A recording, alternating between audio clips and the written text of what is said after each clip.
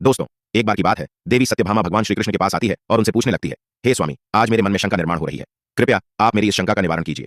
भगवान श्री कृष्ण कहते हैं, हे प्रिय, तुम्हारे मन में जो भी शंका हो, निसंकोच होकर पूछो, तुम्हारी हर शंका का निवारण करना मेरा कर्तव्य है। तब देवी सत्यभामा बड़ी ही प्रसन्नता से पूछने लगती है, हे प्रभु, आपकी हम तीनों पत्नियां पहले आपको भोजन कराती है और फिर भोजन करती है, नित्य आपकी सेवा करती है, आपके चरण दबाती है, किंतु हे प्रभु, क्या पत्नी को पति के साथ अथवा पति से पहले भोजन करना चाहिए? क्या ऐसा करना उचित होता है?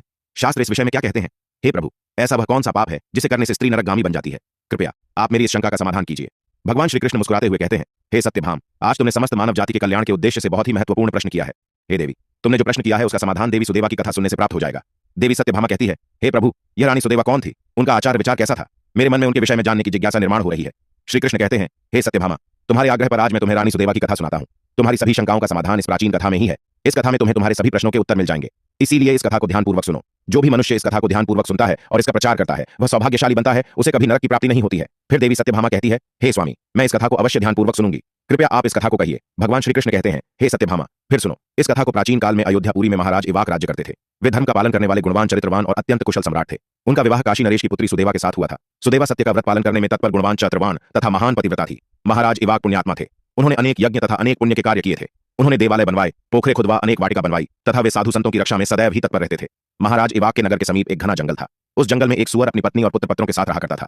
वह सुअर बड़ा ही विशालकाय और भयंकर आकार वाला था, जिससे सभी मनुष्य भयभीत रहते थे। उस सुअर के भय से मनुष्य उस वन के मार्ग से जाने से डरने लगते थे। फिर जब यह बात महाराज श्वाकू को पता चली, तो उन्होंने उस सुअर का शिकार करने का सोचा और फिर एक दिन महाराज अपनी पत्नी सुदेवा तथा अनेक सैनिकों और कुत्तों को लेकर उस वन में शिकार करने के लिए चले गए। महाराज बड़े पराक्रमी थे। उन्होंने अनेक विशालकाय शेरों का तथा राक्षसों का वध किया था। इसीलिए वे इस भयंकर सुअर से नगरवासियों की रक्षा करने के लिए उस वन में उस सुअर का शिकार करने के लिए आ गए। जब उस भयंकर आकार वाले सुअर ने महाराज को वन की तरफ आता देखा, तो वह सुअर अपनी पत्नी से कहने लगा, हे प्रिय, देखो, यह कौशल देश के महान सम्राट श्वाकू है। वे महापराक्रमी और महातेजस्वी हैं और वे इस वन में मेरी शिकार करने के लिए आ रहे हैं। उनके साथ बहुत से कुत्ते और व्याध है। इसमें तनिक भी संदेह नहीं कि वे मुझ पर ही प्रहार करेंगे। महाराज बड़े पुण्यात्मा है, यह राजाओं के भी राजा है, समस्त विश्व इनके अधीन है। हे प्रिय, मैं तुम सबकी रक्षा करने के लिए अपना पराक्रम दिखाता हुआ महाराज के साथ युद्ध करूंगा। अगर युद्ध में मैंने इनको पराजित कर दिया तो तीनों लोकों में मेरी कीर्ति हो जाएगी, और यदि मैं इनके हाथ से मारा भी गया तो मुझे इस सुअर के जन्म से छुटकारा मिलेगा और मैं विष्णु लोक को चला जाऊंगा। मेरे पिछ जन्म के पाप के कारण ही मुझे सुअर का जन्म प्राप्त हुआ है। हे प्रिय, तुम मेरा मोह छोड़कर हमारे पुत्र और पत्रों को लेकर पर्वत की गुफा में चली जाओ। अब समय आ गया है कि मैं अपने पूर्व जन्मों के पापों से मुक्त हो जाऊं।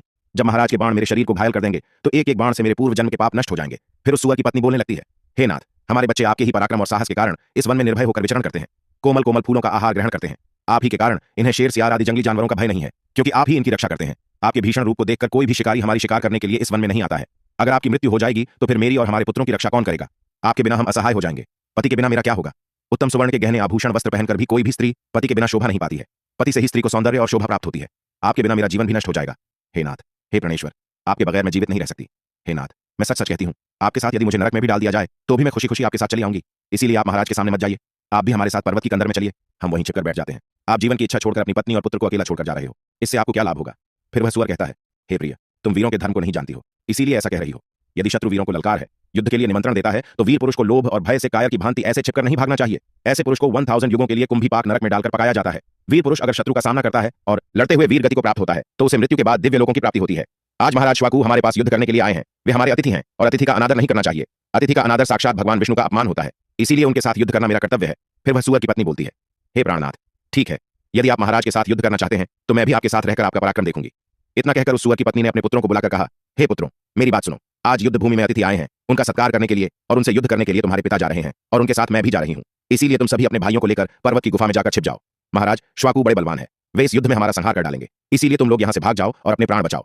फिर वह सुअर के छोटे छोटे बच्चे बोलने लगे, हे माँ, जो पुत्र अपने माता पिता को संकट में छोड़कर भाग जाते हैं वे महापाप होते हैं, उन्हें घोर नरक में डाला जाता है। जो निर्दय पुत्र अपनी माँ का दूध पीकर उसे दुख में छोड़कर भाग जाता है, जो पुत्र अपने बाप को विपत्ति में देखकर छोड़कर चला जाता है, वह कीड़ों से भरे हुए दुर्गंधी युक्त नरक में गिरता है। इसीलिए हे माँ, हम लोग आपको छोड़कर नहीं जाएंगे। फिर वह सुअर, उसकी पत्नी और उसके बच्चे सभी युद्ध के लिए तैयार हो जाते हैं और युद्ध भूमि की ओर निकल पड़ते हैं। सभी छोटे छोटे सुअर अपने पिता और माता की चारों ओर से रक्षा करने लगते हैं। उधर महाराज श्वाकू अपनी सेना के साथ उस स्थान पर आ जाते हैं और अपने सामने खड़े सुअरों को देखकर बड़े बड़े शूरवीर योद्धाओं को सुअरों का शिकार करने के लिए आगे भेजते हैं। वे सभी बलवान शूरवीर योद्धा हाथ में तलवार और भाले लेकर सुअरों पर आक्रमण करने लगते हैं। फिर सुअरों और राजा के सैनिकों के बीच भीषण युद्ध होता है। सभी एक दूसरे पर भीषण प्रहार करने लगते हैं। सुअर अपने दांत से सैनिकों को मारने लगते हैं तो सैनिक अपने भालों से सुअरों को मारने लगते हैं। इस युद्ध में अनेक सुअर मर खप गए, कितने ही घायल हुए और महाराज के अनेक सिपाही भी मर गए और घायल हुए। अब केवल वह सुअर, उसकी पत्नी और उसके कुछ 5-7 पुत्र ही बचे थे। अपने सभी पुत्रों को मरा हुआ देखकर सुअर की पत्नी भयभीत हो गई और अपने पति से कहने लगी, हे नाथ, मुझे और इन बालकों को लेकर यहाँ से चलो, नहीं तो हमारा वंश नष्ट हो जाएगा। कृपया हम सभी अपने प्राण बचाकर भाग चलते हैं, नहीं तो महाराज हम सभी को मार डालेंगे। फिर सुअर कहने लगता है, हे प्रिय, 2 शेरों के बीच में एक सुअर पानी पी सकता है, लेकिन 2 सुअरों के बीच में एक शेर पानी नहीं पी सकता। सुअर जाति में ऐसा बल देखा जाता है, इसी कारण से सुअर से सभी भयभीत हो जाते हैं। अगर इस समय पर मैं मृत्यु के भय से भाग जाऊंगा तो मेरे सुअर जाति की प्रसिद्धि नष्ट हो जाएगी। इसीलिए हे प्रिय, तुम हमारे बच्चों को लेकर यहाँ से चली जाओ और सुखपूर्वक जीवन व्यतीत करो। इतना सुनकर सुअर की पत्नी बोली, हे नाथ, मैं आपसे बहुत प्रेम करती हूँ। आपने मेरा आदर सम्मान करके, रति क्रिया करके और मेरी रक्षा करके मेरे मन को जीत लिया है। आपसे मेरा मोह कभी नहीं छूटेगा। इसीलिए मैं अपने पुत्रों के साथ आपके सामने ही प्राण त्याग दूंगी, किंतु आपको अकेला छोड़कर नहीं जाऊंगी। फिर वह सुआ और उसकी पत्नी दोनों ही महाराज से युद्ध करने के लिए आगे आते हैं। वह सुअर भयंकर गर्जना करता हुआ महाराज को युद्ध के लिए ललकार है। वह सुअर उसके सामने आए बड़े बड़े वीर योद्धाओं को अपने दांतों से तिनके की भांति उठाकर फेंकने लगता है। अपने सैनिकों को मरता हुआ देखकर महाराज को क्रोध आ जाता है और वे अपना धनुष्य निकालकर उस सुअर पर बड़े वेग से आक्रमण करते हैं। महाराज का एक बाण तीव्र गति से जाकर उस सुअर के शरीर में घुस जाता है और वह सुअर जमीन पर गिर जाता है। फिर महाराज उस पर प्रहार करते हैं और सुअर को मार डालते हैं।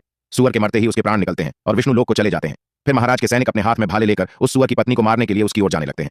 सुअर की पत्नी अपने बच्चों के सामने खड़ी हो जाती है और बच्चों से कहती है, बच्चों, मैं जब तक यहाँ पर खड़ी हूं तुम यहाँ से भाग जाओ। सुअर का बड़ा बेटा बोलता है, हे माता, अपने प्राणों के भय से मैं आपको मरने के लिए छोड़कर कैसे भाग जाऊं? अगर मैं ऐसा करूं तो मुझ पर धिक्कार है। मैं युद्ध में शत्रु को परास्त करूंगा। तुम अपने पुत्रों को लेकर यहाँ से चली जाओ। फिर वह सुअर की पत्नी बोली, हे मेरे पुत्र, मैं महापापिनी, तुझे अकेला छोड़कर कैसे चली जाऊं? इतने में ही राजा के सैनिक उन सुअरों के पास आते हैं और उन पर प्रहार करने लगते हैं। सुअर का बड़ा बेटा भयंकर युद्ध करता है और अनेक सैनिकों को मार गिराता है। तब महाराज आगे आकर उस सुअर के बड़े बेटे को भी मार डालते हैं। अपने पुत्र को मरा हुआ देखकर सुअर की पत्नी बहुत क्रोधित हो जाती है और भीषण प्रहार करने लगती है। उसने भी अनेक सैनिकों को मार डाला। इस घटना को महारानी सुदेवा देख रही थी। तब वह महाराज से कहती है, हे महाराज, उस सुअर की पत्नी आपके सैनिकों को मार रही है, आप आगे चलकर उसका वध क्यों नहीं करते? महाराज कहते हैं, हे प्रिय, यह एक स्त्री है। मेरा यह वचन है कि मैं स्त्री का वध नहीं करूंगा। स्त्री का वध करने से महापाप लगता है। इसीलिए मैं उस सुअर की पत्नी को न खुद मार रहा हूं और न किसी को उसे मारने के लिए भेज रहा हूं। मुझे स्त्री का वध करने में बड़ा भय लगता है। इतना कहकर महाराज चुप हो गए। फिर महाराज की सेना में भार्गव नाम का एक बलवान सिपाही था। उसने उस सुअर की पत्नी पर प्रहार किया और उसे जमीन पर गिरा दिया। सुअर की पत्नी मूर्छित होकर जमीन पर गिर पड़ी और लंबी लंबी सांसें लेने लगी। जब रानी सुदेवा ने उस सवर्णी को धरती पर बेहोश अवस्था में देखा तो उन्हें उस सवर्णी पर बड़ी दया आ गई। उन्होंने ठंडा जल उस सुवर्ण के मुख में डाला और फिर उसके सारे शरीर पर डाल दिया, जिससे उस सुवर्ण को होश आया। सुवर्ण ने रानी को उस पर शीतल जल डालते हुए देख तो वह बहुत प्रसन्न हुई और मनुष्य की वाणी में बोलने लगी, हे देवी, तुमने मुझ पर ठंडा जल डालकर मुझे कष्ट से मुक्ति दिलाई है। तुम्हारा कल्याण हो।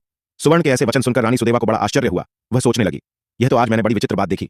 यह सवर्णी तो मनुष्य की वाणी में सुंदर और स्पष्ट संस्कृत बोल रही है। फिर रानी ने उस सुवर्ण से कहा, हे भद्रे, तुम कौन हो? तुम्हारा बर्ताव विचित्र है।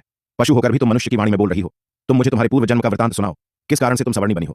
फिर वह सवर्णी कहने लगती है, हे देवी, मेरे पति ने पिछले जन्म में गुरुजनों का अपमान किया था। इसी कारण से उन्हें सुअर का जन्म प्राप्त हुआ है। अब मैं आपको मेरे पूर्व जन्म की कहानी बताती हूँ। हे देवी, कलिंग नाम के देश में श्रीपुर नाम का एक सुंदर नगर था। उस नगर में वसुदत्त नाम के विद्वान रहते थे। मैं उसी वसुदत्त ब्राह्मण की पुत्री थी। उन्होंने मेरा नाम सुकन्या रखा था। उस समय उस नगर में मेरे जितनी सुंदर स्त्री कोई और नहीं थी। अपने सौंदर्य और रूप के घमंड में मैं उन्मत्त हो गई थी। मेरी मुस्कान बड़ी मनोहर थी। जब मैं जवान हुई तो मेरा सुंदर रूप और जवानी देखकर मेरी माता को बड़ा भय लगने लगा। वो मेरे पिता से कहने लगी, हे नाथ, अपनी कन्या जवान हो चुकी है, उसका विवाह क्यों नहीं कर देते? इसे शीघ्र ही किसी वर को सौंप दीजिए। फिर वह ब्राह्मण बोला, हे कल्याणी, मैं अपनी पुत्री का विवाह उसी पुरुष के साथ करूंगा जो विवाह के बाद मेरे ही घर में निवास करेगा। सुकन्या मुझे बड़ी प्रिय है। मैं इसे अपनी आंखों से दूर नहीं होने देना चाहता। फिर एक दिन शिव शर्मा नाम के जवान विद्वान ब्राह्मण मेरे द्वार पर आ गए। मेरे पिता उसके ज्ञान और कुशलता को देखकर बहुत प्रसन्न हुए और उसे मुझसे विवाह करने के लिए पूछ लिया। फिर मेरे पिता ने उस शिव शर्मा ब्राह्मण से मेरा विवाह कर दिया और वे हमारे साथ ही हमारे घर पर रहने लगे। परंतु मैं अपने माता पिता के लाड़ प्यार से बिगड़ चुकी थी। अपनी विवेक शक्ति खो चुकी थी। मैंने कभी अपने पति की सेवा नहीं की, कभी उनके चरण स्पर्श नहीं किए। मैं सदा उन्हें क्रूर दृष्टि से देखती थी, उनका अपमान करती थी, उन्हें नाम लेकर पुकारती थी, उनके भोजन से पहले भोजन कर लेती थी। मैं अपने पति से ही खुद को भोजन परोसवा लेती थी। मैं अपनी मर्जी से स्वच्छंद होकर यहाँ वहाँ घूमने लगती थी और बात बात पर अपने पति का अपमान करती थी। मैंने उनके साथ कभी सहवास भी नहीं किया। उन्हें मेरे शरीर को कभी हाथ भी लगाने नहीं दिया। शिव शर्मा बहुत ही शांत स्वभाव के थे। उन्होंने मुझे अनेक दिनों तक सहन किया और फिर एक दिन वे अत्यंत दुखी होकर मुझे छोड़कर चले गए। मेरे पति के जाते ही मेरे पिता बहुत दुखी होकर कहने लगे, हे प्रिय, सुनो, हमारे दामाद हमारी पुत्री को छोड़कर चले गए हैं। हमारी पुत्री ही पापचारिणी थी। दामाद तो विद्वान थे। मैं क्या जानता था कि हमारी पुत्री सुकन्या दुष्ट और कुलनाशिनी होगी। फिर मेरी माता बोली, हे नाथ, हमारी पुत्री आप ही के लाड़ प्यार से बिक गई है। इसे सही राह पर लाने के लिए आपको ही कुछ करना होगा। पिता के घर में रहने वाली कन्या दुराचारी बन जाती है। इसीलिए कन्या को कभी घर में नहीं रखना चाहिए। उसे उसके पति के पास ही रखना चाहिए। हमारी कन्या बहुत दुष्ट और पापिनी है। आप इसका त्याग करके इसे इसके पति के पास भेज दीजिए। इस प्रकार से माता के वचन सुनकर मेरे पिता बहुत क्रोधित हुए और मुझे कहने लगे, हे दुष्टा, हमारे कुल में कलंक लगाने वाली दुराचार, तेरे ही कारण शिव शर्मा हम सबको छोड़कर चले गए। इसीलिए तेरा पति जहां पर है तू वहीं पर चली जा, अथवा तुझे जो स्थान अच्छा लगे वहां पर चली जा। फिर मैं अपने घर को छोड़कर चली गई। बाहर जाने पर मुझे लोग उल्टा पापिनी दुराचार कहकर संबोधन करने लगे। इसीलिए मैं अपने पति को ढूंढते हुए वन चली गई। फिर एक दिन वन में मैं एक कुटिया के सामने जाकर खड़ी हो गई और भिक्षा मांगने लगी। वहां पर उस कुटिया में रहने वाली मंगला नाम की स्त्री ने मुझे देखकर अपने पति से कहा, हे स्वामी, द्वार पर एक दुखिया दुबली पतली स्त्री भिक्षा मांगने के लिए आई है। मंगला का पति शिव शर्मा ही था जिन्होंने मेरा त्याग किया था। मुझे देखकर उन्होंने मुझे पहचान लिया और अपनी पत्नी से कहने लगे, हे प्रिय, यह मेरी पहली पत्नी सुकन्या है जो मुझे बहुत प्रिय थी। इसीलिए तुम इसका आदर सत्कार करो और इसे अपने घर में स्थान दो। फिर मंगला ने अपने पति की आज्ञा का पालन करते हुए मुझे घर के अंदर बुला लिया और मुझे पहनने के लिए वस्त्र दिए। फिर एक दिन मैं बैठकर मंगला के अच्छे स्वभाव का और मेरे दुष्ट स्वभाव का विचार करने लगी और मुझे बड़ा दुख होने लगा। अधिक चिंता करने के कारण मेरा हृदय फट गया और उसी क्षण मेरी मृत्यु हो गई। फिर यम के 2 दूत उस स्थान पर आ गए और मुझे उठाकर यमलोक ले गए। वहां पर यमराज ने मेरा लेखा जोखा देखा और यमदूतों से कहा, हे दूतों, इस पापिनी स्त्री ने अपने पति का बहुत अपमान किया है। यह पति से पहले ही भोजन कर लेती थी, अपने पति को नाम से बुलाती थी, उससे घर के काम करवाती थी। इसीलिए इस पापी स्त्री को ले जाकर नरक में डाल दो। फिर यमदूत मुझे नरक में ले गए और उन्होंने मुझे जलते हुए अंगारों में डाल दिया। लोहे के जलते हुए पुरुष बनाकर मुझे उन्हें आलिंगन दिलवाया। वहां नरक में मुझे अनेक वर्षों तक कष्ट भोगने पड़े। फिर नरक की सजा भुगतने के बाद यमराज ने मुझे सवर्णी के जन्म में डाल दिया। सुवर्ण बोली, हे देवी, इस प्रकार से मैंने आपको मेरे पूर्व जन्म का वृतांत सुना दिया है। कृपया अब मुझे इस जीवन से मुक्ति दिला दो। आपने अपने पति की बहुत सेवा की है, इसीलिए मुझे आपका थोड़ा सा पुण्य प्रदान करो। फिर रानी सुदेवा महाराज से कहती है, हे स्वामी, अब मैं क्या करूं? आप जो आज्ञा देंगे मैं वही करूंगी। महाराज श्वाकू कहते हैं, हे प्रिय, यह बेचारी बहुत दुख उठा रही है, तुम अपने पुण्य से इसका उद्धार करो। महाराज की आज्ञा लेकर रानी सुदेवा ने सुवर्ण से कहा, हे देवी, मैं अपने 1 वर्ष का पुण्य तुम्हें प्रदान करती हूँ। रानी के इतना कहते ही उस सुवर्ण के प्राण चले गए और उसके शरीर से एक दिव्य स्त्री प्रकट हुई और फिर वह महारानी और महाराज को नमस्कार करके विष्णु लोक को जाने लगी। भगवान श्री कृष्ण कहते हैं, हे सत्यभामा, इस प्रकार से मैंने तुम्हें यह महान कथा सुनाई है, तुम्हें तुम्हारे सभी प्रश्नों के उत्तर भी मिल गए होंगे। देवी सत्यभामा कहती है, हे स्वामी, आपने आज मुझे बहुत ही पवित्र कथा सुनाई है और मेरी सभी शंकाओं का निवारण भी किया है। तो दोस्तों, उम्मीद है आपको भी यह कथा पसंद आई होगी। कथा कैसी लगी कमेंट करके जरूर बताएं। जानकारी अच्छी लगी तो वीडियो को लाइक जरूर करें और कमेंट में जय श्री कृष्ण अवश्य लिखें। साथ ही चैनल को सब्सक्राइब करें। आप सभी का धन्यवाद।